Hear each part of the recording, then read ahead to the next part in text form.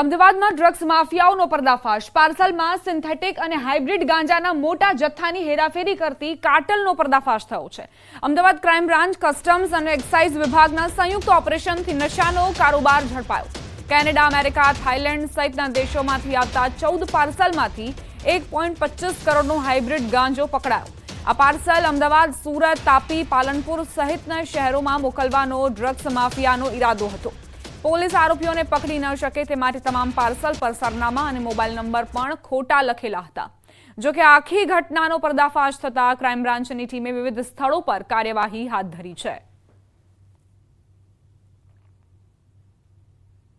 તમામ જગ્યાઓ પર અમારી ટીમ અત્યારે ચેક કરી રહી છે। પ્રાઇમા ફેસી આ તમામ એડ્રેસ ફેક છે। આ લોકો અત્યારે બધા સાયબર, ડાર્ક વેબ અને વોઇપ કોલ અથવા વર્ચ્યુઅલ નંબરથી બધા માહિતી આપ-લે કરતા હતા। એની પણ એનાલિસિસ ચાલુ છે અને જો ભૂતકાળમાં પકડાઈ ચૂક્યા છે સેમ એમઓમાં એનો પણ ક્રાઇમ બ્રાન્ચમાં અત્યારે પૂછપરછ ચાલુ છે। અમદાવાદના ધોળકામાં થયેલી લાખોની ઘરફોડ ચોરીનો ભેદ ઉકેલાયો। ગ્રામ્ય એલસીબીને મોટી સફળતા પ્રાપ્ત થઈ। ગ્રામ્ય એલસીબીએ ચોરી કરવા આવેલા શખ્સ સહિત 3 આરોપીની ધરપકડ કરી। ફરિયાદી રફીક આલમ પઠાણ પાસે ઈંટોના વેચાણના પૈસા આવેલા હતા, જે અંગે હારૂન પઠાણને જાણ થઈ હતી, જેથી હારૂને પૈસા પડાવવા માટે ચોરી કરવાનો પ્લાન ઘડ્યો। પોલીસે સીસીટીવી ફૂટેજના આધારે તપાસ કરતા અમન પાર્ક સોસાયટીમાં સ્થાનિકોની પૂછપરછ કરતા ભાંડો ફૂટ્યો। પોલીસે ખોટી ફરિયાદ કરનારા વિરુદ્ધ કાયદેસરની કાર્યવાહી કરી હતી। આ ચોરીમાં ગયેલ 10 લાખથી વધુની રકમ સહિત 10.45 લાખનો મુદ્દામાલ જપ્ત કર્યો છે।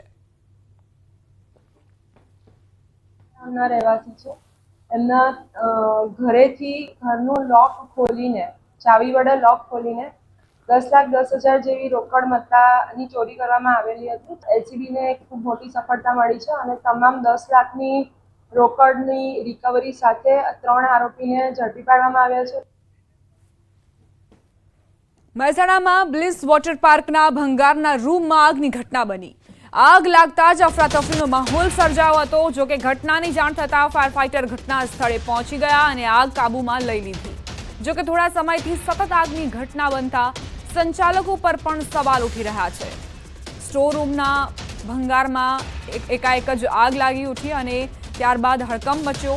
ફાયરની ટીમને તાત્કાલિક જાણ કરવામાં આવી। જો કે ફાયરના જવાનોએ અહીં પાણીનો મારો ચલાવી આગને કાબૂમાં લઈ લીધી, પરંતુ છેલ્લા ઘણા સમયથી વારંવાર આગની ઘટનાઓ બની રહી છે, જે બાદ જે સંચાલકો છે તેમની પર પણ સવાલ ઉઠી રહ્યા છે, કારણ કે કોઈ પણ એકમ હોય તેમાં બેદરકારી જોવા મળતી જ હોય છે ફાયર સેફટીને લઈને।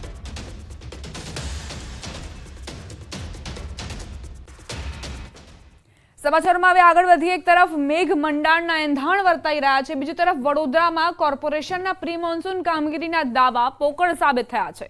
કોર્પોરેશને 31 મે સુધી પ્રી મોન્સૂનની કામગીરી પૂરી થવાનો દાવો કર્યો હતો, પરંતુ શહેરના અનેક વિસ્તારમાં કામગીરી તો ઠીક, પણ કામગીરીનું આયોજન પણ કરવામાં આવ્યું હોય તેવું નથી લાગી રહ્યું। વરસાદી કાંસ, ડ્રેનેજ, વરસાદી ચેમ્બર હજી સુધી સાફ નથી કરાયા। વરસાદ પહેલા જ ગટરો ઉભરાઈ રહી છે। કોર્પોરેશનના કોન્ટ્રાક્ટર હજી પણ રોડ પર ખોદી રહ્યા છે ખાડા, ત્યારે મેયર કહી રહ્યા છે કે પ્રી મોન્સૂનની 80% કામગીરી શહેરમાં પૂર્ણ થઈ ગઈ છે। જે કામગીરી બાકી છે તે ચોમાસા પહેલા પૂર્ણ થઈ જશે। હવે સવાલ એ છે કે અગાઉ 31 મે સુધી કામગીરી પૂર્ણ કરી દેવાની વાત હતી, ત્યારે હજુ કહેવામાં આવે છે કે ચોમાસા પહેલા કામગીરી પૂર્ણ કરી દેવામાં આવશે। મંથર ગતિએ ચાલતી કામગીરી જોતા લોકોને ડર લાગી રહ્યો છે કે દર વર્ષની જેમ આ વર્ષે પણ કામગીરીની વાતો ચોમાસા પહેલા ધોવાઈ ન જાય અને ફરી એ જ હાલાકીનો સામનો ન કરવો પડી રહે।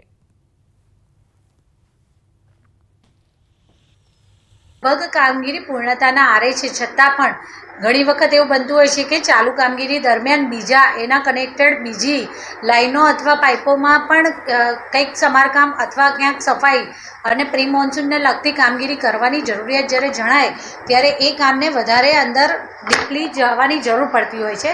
હંમેશા કહેશે 90% કામગીરી પૂર્ણ થઈ, 95% કામગીરી પૂર્ણ થઈ, એટલે 5%માં શહેરના જેટલી બી બાકી રહેતી તકલીફો છે 5% કામગીરીમાં હોય, જે હંમેશા બાકી રહે, અને 5% કામગીરી ના થાય એના લીધે 1 ઇંચ વરસાદ પડે ને વડોદરાવાસીઓને લાખો રૂપિયાનું નુકસાન થાય। જે રીતના કહી રહ્યા છે કે પ્રી મોન્સૂન કામગીરી 70% પૂર્ણ થઈ ગઈ છે, તો આ એકદમ વાહિયાત વાત છે, ખોટી વાત છે। વડોદરા શહેરમાં ખાલી ગટરોના ઢાંકણા ખોલીને કચરો કાઢવામાં આવ્યો છે, ગટરો સાફ કરવામાં નથી આવી। સ્થાયી સમિતિના ચેરમેન બી હરેક વિસ્તારમાં ફરી રહ્યા છે, પણ ખબર નહીં અહીંયા જ કેમ આવતા નહીં, અહીંની કામગીરી કેમ દેખાતી નથી। અત્યારે આપણે લાલપુરા બુકેકાસ પાસે ઊભા છે। દુઃખની વાત એ છે કે અત્યારે આ વરસાદી કાસ છે, વરસાદી કાસનો વરસાદ નહીં છતાં આ જો એક ગટર ગંગાની જેમ વહી રહી છે, સાફ થતી જ નથી। કોઈ છેલ્લા 3 વર્ષથી સાફ નથી થઈ। રાજ્યમાં ચોમાસું માથે છે ત્યારે વડોદરા મહાનગરપાલિકા દ્વારા 70 થી 80% પ્રી મોન્સૂન કામગીરી જે છે તે પૂરી કરી દેવાઈ હોવાના દાવા જે છે તે કરવામાં આવી રહ્યા છે। ત્યારે આજે ન્યૂઝ 18ની ટીવી સ્ક્રીન પર તમને બતાવવાનો પ્રયત્ન કરીશું કે વડોદરા મહાનગરપાલિકા દ્વારા કયા પ્રકારની પ્રી મોન્સૂનની જે કામગીરી છે તે કરવામાં આવી છે। તમે આ સીધા દ્રશ્યો જોઈ રહ્યા છો, નવાયાર્ડ વિસ્તારના દ્રશ્યો છે અને નવાયાર્ડ વિસ્તારમાંથી આ વરસાદી કાંસ છે તે પસાર થઈ રહી છે। વરસાદ થયો નથી તેમ છતાં વરસાદી કાંસમાંથી પૂરજોશમાં જે ડ્રેનેજનું પાણી છે તે વહી રહ્યું છે। થોડા સમય બાદ ચોમાસું આવશે, વરસાદ જે છે તે વડોદરા શહેરમાં પડશે ત્યારે પાલિકાના બાબતે ચોક્કસથી વડોદરા વાસીઓ જે છે તેમને પૂરનો સામનો કરવો પડે અથવા તો અસહ્ય ગંદકીનો સામનો કરવો પડે તો નવાય નહીં। હાર્દિક દીક્ષિત, ન્યૂઝ 18 ગુજરાતી, વડોદરા। જેતપુરની જનતા 2 દિવસ પાણી વિહોણી રહેશે। જેતપુર નગરપાલિકા દ્વારા 2 દિવસનો પાણી કાપ જાહેર કરાયો। અમરનગર રોડ ફિલ્ટર પ્લાન્ટની સાફ સફાઈનું કામ ચાલુ હોવાથી 2 દિવસ પાણી વિતરણ બંધ રહેશે। કાળઝાળ ઉનાળામાં 2 દિવસ પાણી કાપને લઈ જેતપુર 2 દિવસ પાણી વિહોણું રહેશે। ફિલ્ટર પ્લાન્ટની સફાઈ થયા બાદ પાણી વિતરણ રાબેતા મુજબ શરૂ કરવામાં આવશે।